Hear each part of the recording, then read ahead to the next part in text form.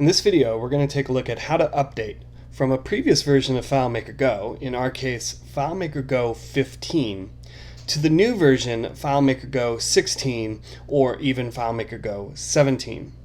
Now, moving iWalkObservation is a very simple process on the iPad or the iPhone.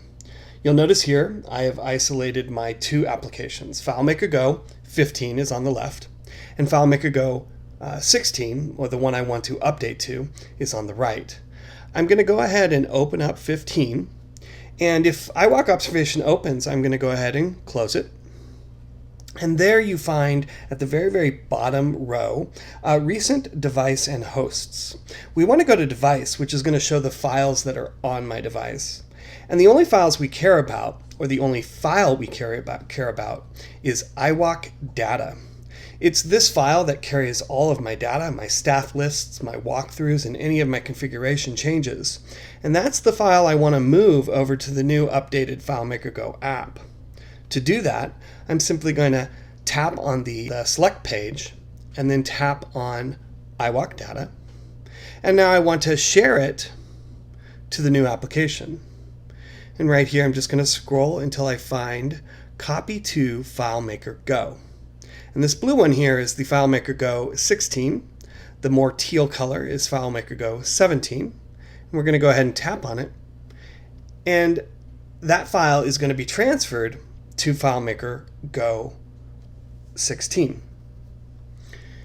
You might get an error like I just did, but just tap right through it and you'll come up with this screen that now tells you to download and save the design file. Once we do that, it's going to download the new design file.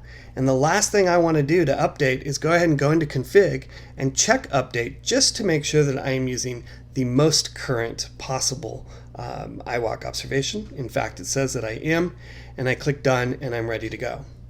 I want to double check and make sure that all of my information is there. Go ahead and check that your staff is there. Make sure that your observations are there. And go ahead and make sure that any configuration changes that you've done are also included. Once you know that they have, I can go ahead and return to my iPad home screen, tap and hold on the old version of FileMaker Go, and delete the app.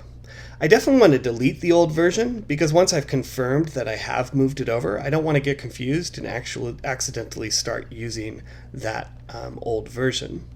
Now that I have FileMaker Go 16 fully loaded with the application, I can go ahead and use all of those cloud services that are brand new to iWalkObservation 11.3 and beyond. If you need any help or any assistance, please never hesitate to call or ask. Send an email to kevinc@iwalkobservation.com.